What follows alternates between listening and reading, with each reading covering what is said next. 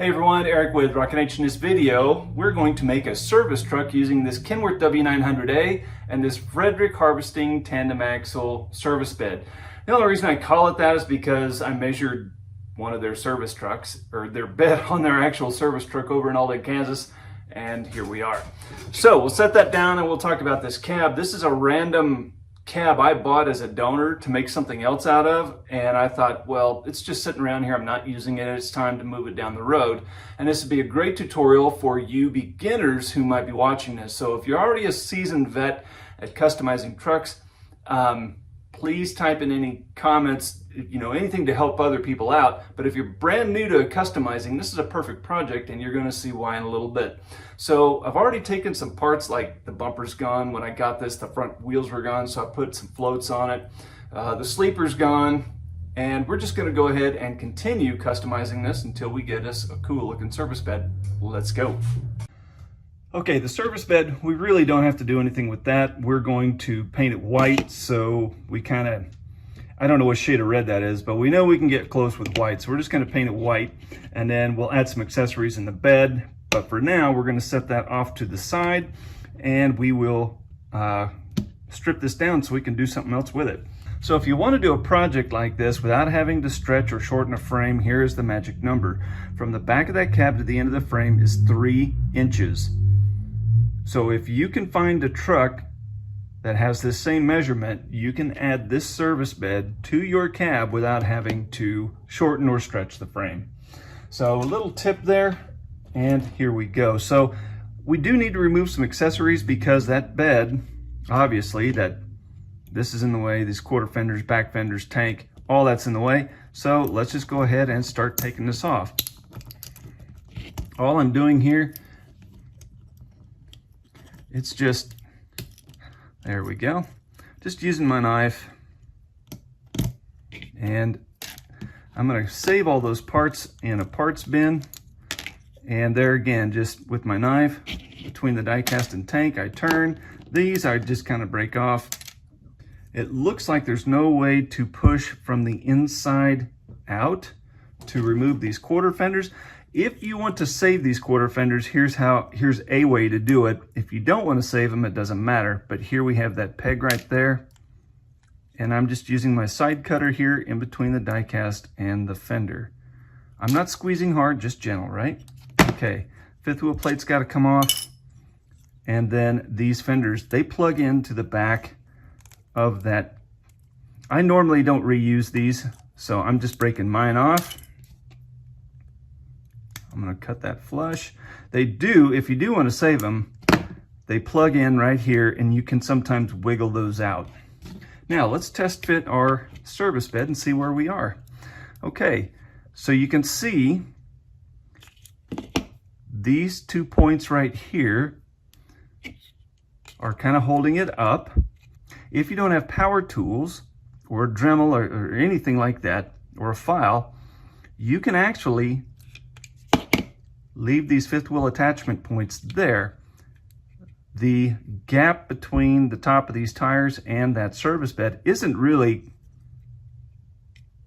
too bad in my opinion.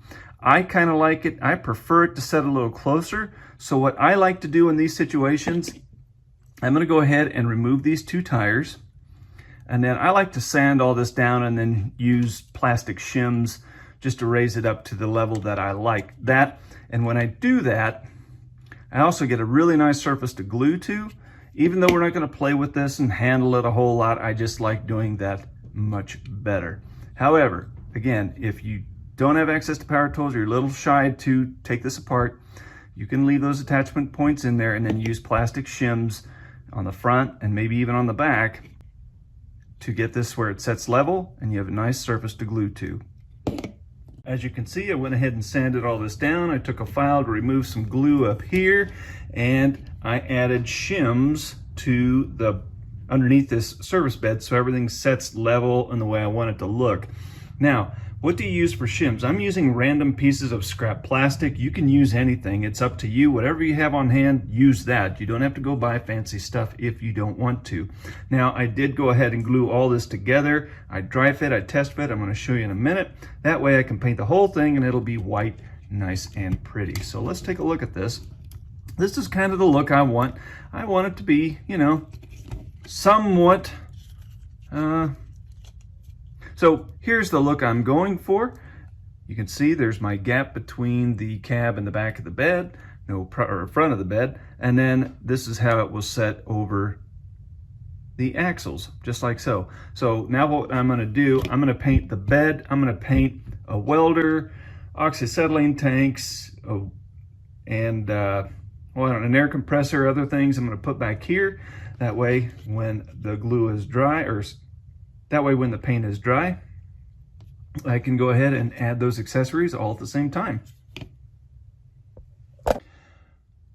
Okay, so I have my oxyacetylene tanks in my helping hands. You can see that I have used some fingernail polish, and I bought this for $1 at the local discount store. I've had this for years and it just doesn't seem to go bad, but it looks like green and red just like you would on any oxyacetylene tanks. So these will go in our service bed project. So my hose reels here have red and green wire on them. How did I do that? Right here. This is old, I think this is telephone landline. I'm not sure. I found this someplace and I've kind of had it forever and ever, and I strip out what I need and use it when I want to.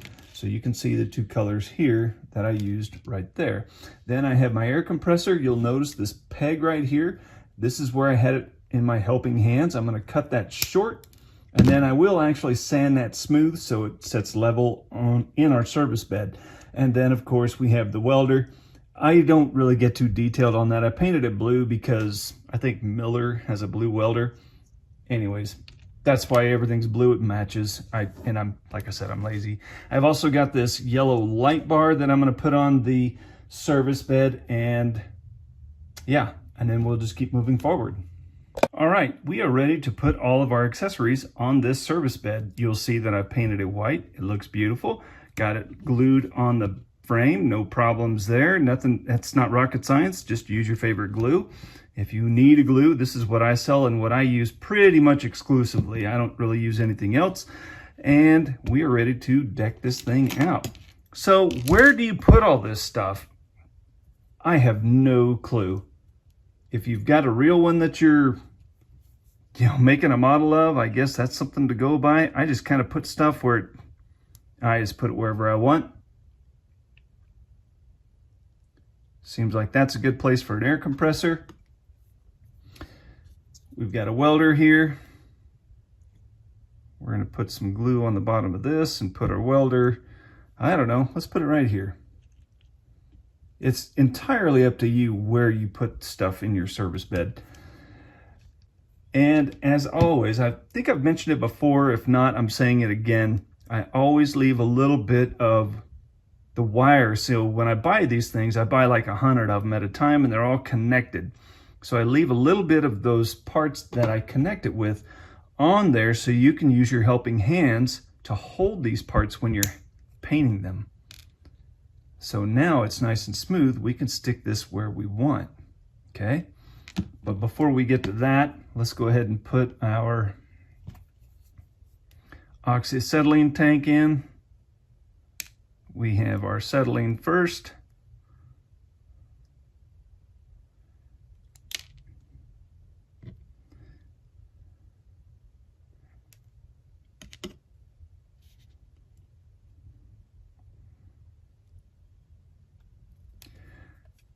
When you're placing these, you don't have to get particularly crazy with glue. Again, we're not going to handle this.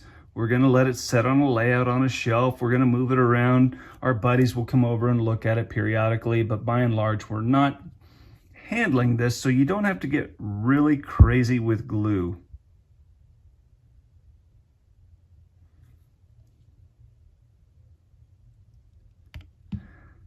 That seems to work right there. And then we'll go ahead and place our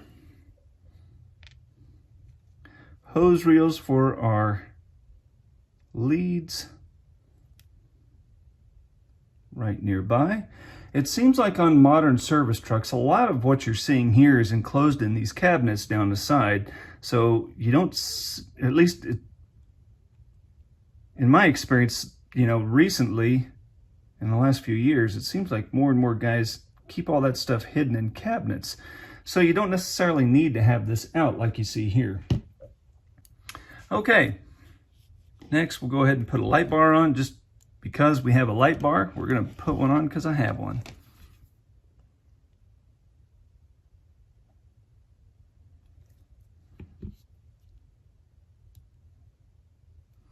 And then we'll just kind of center that on there, and I think that will be okay.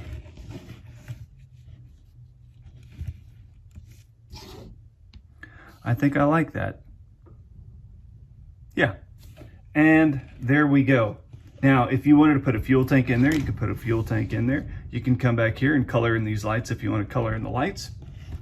You could color in the latches down the side if that was your thing. I would say on a modern truck, you'd put a def tank there, but you know, it's W900A, no def on this one. Or you could put some other kind of cabinet in here, a generator maybe, who knows. But whatever you want, you could put there, and then your truck is done. So if you are a beginner, I hope you've learned something that you can use. And if you're a pro, leave all your best tips in the comments so we can all learn together.